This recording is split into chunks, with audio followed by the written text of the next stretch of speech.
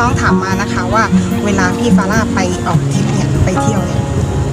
นอนยังไงแล้วก็จัดที่นอนยังไงยังไม่เคยเห็นการจัดที่นอนเลยเดี๋ยววันนี้จะพาไปดูว่านอนยังไงแล้วก็ปูที่นอนแบบไหนนะคะแล้วก็ถึงด้านในด้วยไปดูกันค่ะ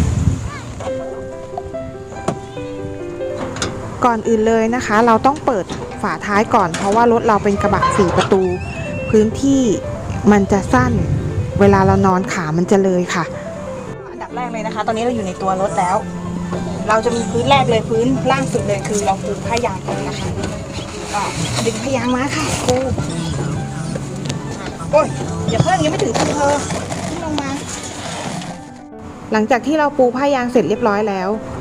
ก็เป็นขั้นตอนของการปูที่นอนค่ะที่นอนอันนี้เราสั่งมาจากแอปสีส้มแล้วก็ต่อไปก็ทำการปูท็อปเปอร์อีกชั้นหนึ่งค่ะเพื่อนๆอาจจะสงสัยนะคะว่าทำไมเราต้องปูท็อปเปอร์อีก1ชั้นเพราะว่าส่วนใหญ่สถานที่ที่เราไปจะเป็นภูเขาและลำธารอากาศค่อนข้างเย็นการที่เราปูท็อปเต็นท์คลุมท้ายกระบะกันทั้งยุงและแมลงเดี๋ยวเราจะไปดูวิธีการคลุมกันเลยค่ะ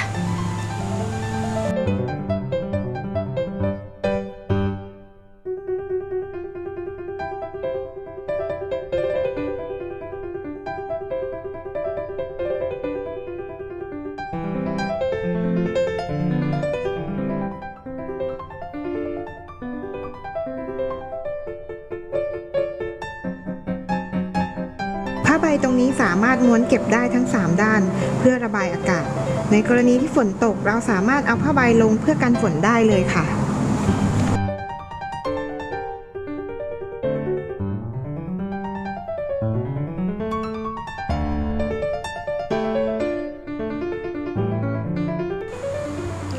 และนี่ก็เป็นอันเสร็จเรียบร้อยแล้วนะคะฟินิชแล้วสุดท้ายแล้วเรียบร้อยพร้อมนอน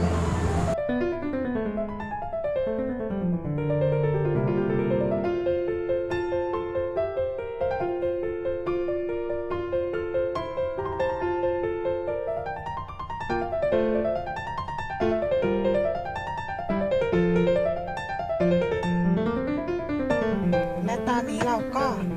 อยู่ในรถแล้วนะคะเข้ารถเตรียมตัวจะนอนแล้ว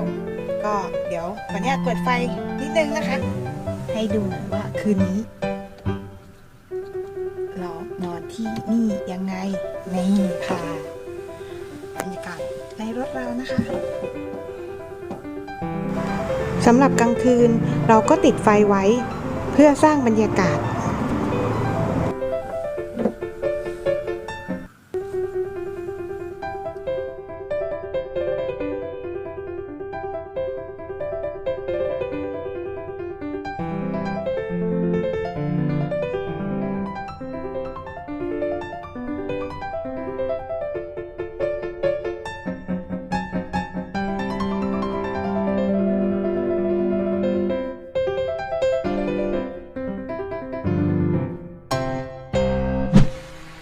สำหรับค่ำคืนนี้ราตรีสวัสดิ์นะคะเจอกันใหม่พรุ่งนี้เช้า